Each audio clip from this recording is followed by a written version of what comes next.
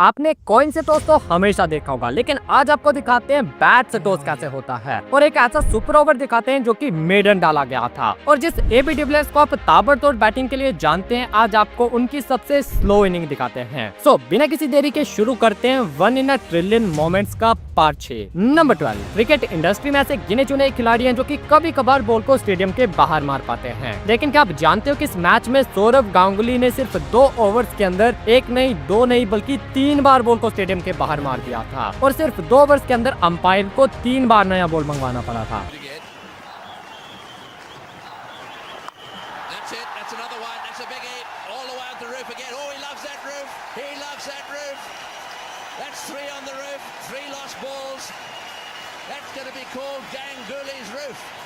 Number 11। आपने देखा होगा कि जब बैट्समैन 90s में पहुंच जाता है तो वो थोड़ा संभाल कर खेलने लगता है ताकि वो अपनी सेंचुरी पूरी कर सके, लेकिन भाई वीरेंद्र सहवाग एक ऐसा प्लेयर था जो कि हमेशा कोशिश करता था कि बाउंड्री मारकर इस माइलस्टोन को अचीव किया जाए। सहवाग ने अपने कैरियर में कई बार चौका या छक्का मारकर अपनी 50 या सेंचुरी पूरी की है, लेकिन इस बंदे ने इस मैच में तो हद ही कर दी थी। पाकिस्तान के अगेंस्ट इस टेस्ट मैच में सहवाग 183 पर बैटिंग कर रहे थे और इसके बाद सहवाग ने अपने 200 तक पहुँचने के लिए लगातार 4 चौके जड़ दिए। और मुल्तान के टेस्ट में जब सहवाग ने 300 रन बनाए थे तब भी उन्होंने वो छक्के से पूरे किए थे।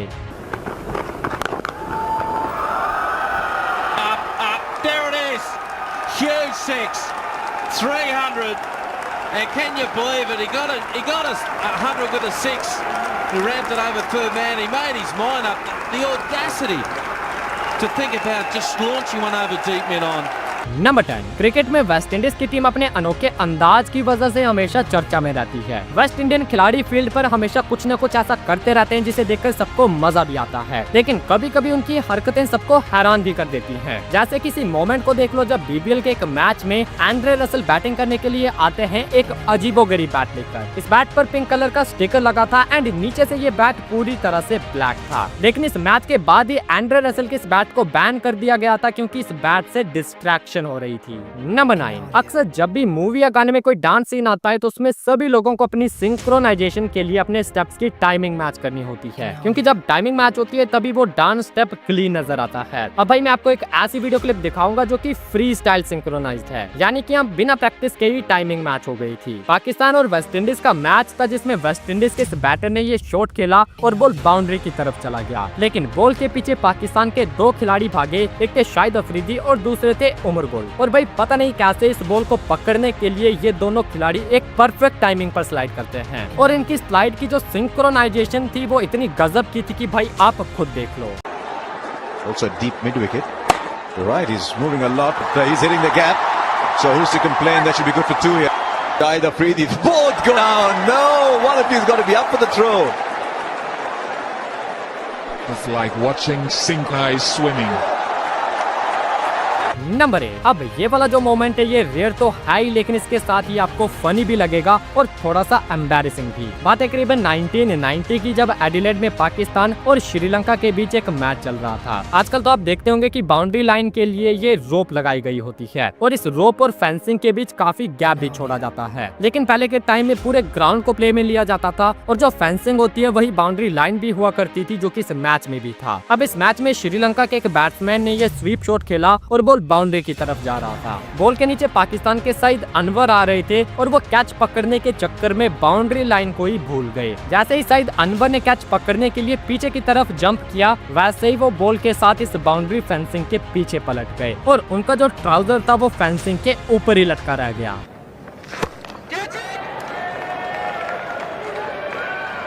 Not quite tall enough.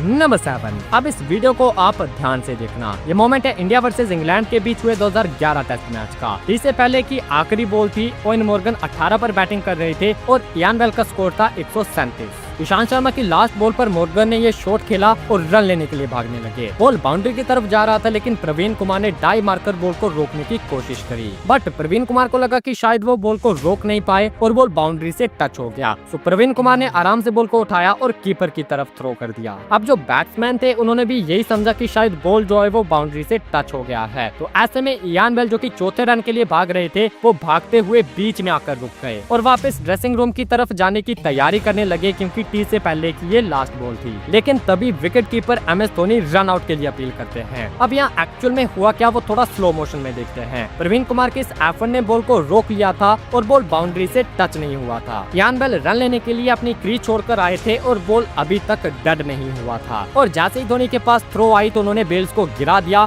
और रन आउट के लिए अपील करी। अब देखा जाए तो ये एक क्लियर रन आउट था, क्योंकि इसमें किसी तरह का धोखा नहीं था। इयान बेल ने अपनी क्रीज छोड़ी थी, बॉल अभी डेड नहीं हुआ था, तो रूल्स के अकॉर्डिंग वो क्लियरली रन आउट थे और अंपायर का भी यही डिसीजन आता है। अब इस कंट्रोवर्शियल रन आउट के साथ ही दोनों टीम्स टी ब्रेक के लिए अंदर चली गई। लेकिन टी ब्रेक के बाद जब इंग्लैंड के बैटर बाहर आए तो फिर से वही पेयर था जो कि टी से पहले बैटिंग कर रहा था, यानी कि ओवन मॉर्गन और इयान बेल। अब ऐसा इसलिए हुआ था क्योंकि MS धोनी ने स्पोर्ट्समैन स्पिरिट दिखाते हुए अपनी अपील वापस ले ली थी और इयान बेल को दोबारा से बैटिंग करने के लिए बुला लिया था। नंबर 6, आप सभी जानते होंगे कि ओडीआई क्रिकेट में AB डिविलियर्स के नाम फास्टेस्ट सेंचुरी है, जो कि उन्होंने सिर्फ 31 गेंदों में पूरी कर डाली थी और डिविलियर्स को जाना भी उनके एग्रेसिव इंटेंट के लिए जाता था। लेकिन AB डिविलियर्स की ये वाली जो पारी थी, इस पर आप विश्वास नहीं कर पाओगे, क्योंकि भाई AB ने इस मैच में सिर्फ 43 रन मारे थे। लेकिन चौंकाने वाली बात थी AB द्वारा खेली गई गेंदें, क्योंकि इन 43 रनों को बनाने के लिए AB ने 297 गेंदें खेली थी।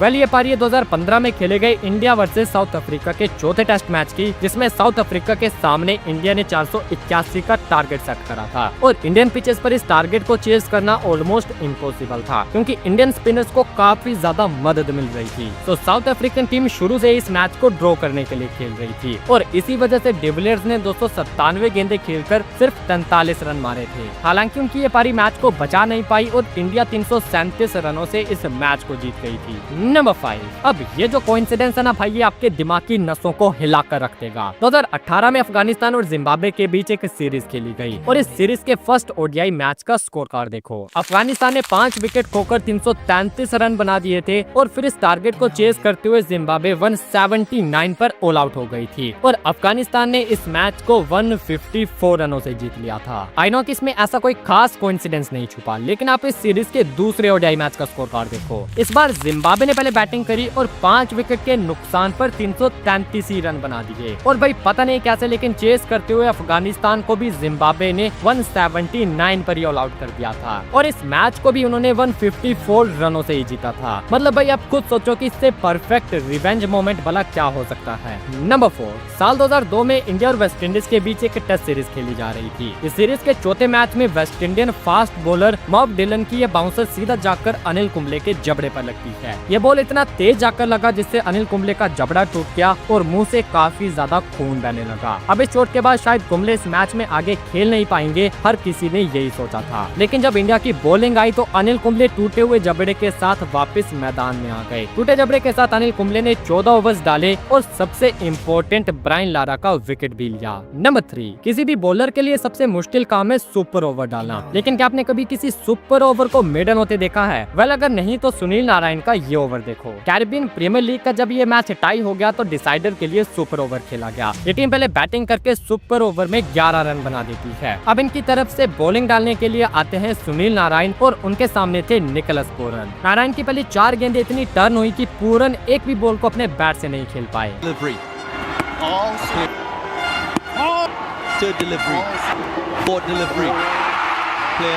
अब जैसे तैसे करके पूरन ने 5वीं बॉल पर एक शॉट खेला, लेकिन बॉल जाता है सीधा फील्डर के हाथ में। इसके बाद नारायण ने लास्ट बॉल भी डॉट डाल दी और वो सुपर ओवर को मेडन डालने वाले पहले बॉलर बन गए। नंबर 2, अब टॉस करने का ये तरीका थोड़ा सा कैजुअल है। जब बिग बैश लीग के एक मैच में टॉस कॉइन फ्लिप करके नहीं बल्कि बैट फ्लिप करके किया गया था, लेकिन बैट ने इस टॉस को और इंटरेस्टिंग बना दिया था क्योंकि बैट फ्लैट गिरने के बजाय अपनी एजेस पर खड़ा हो गया था, जिसकी वजह से ये टॉस कोई जीता ही नहीं। फिर क्या, दोबारा बैट उछाला और दोबारा से टॉस हुआ। And as can sometimes happen when you have a bat flip, things don't go all the way to plan. Well, that wouldn't have happened back in the good old days because the edges weren't that thick. No.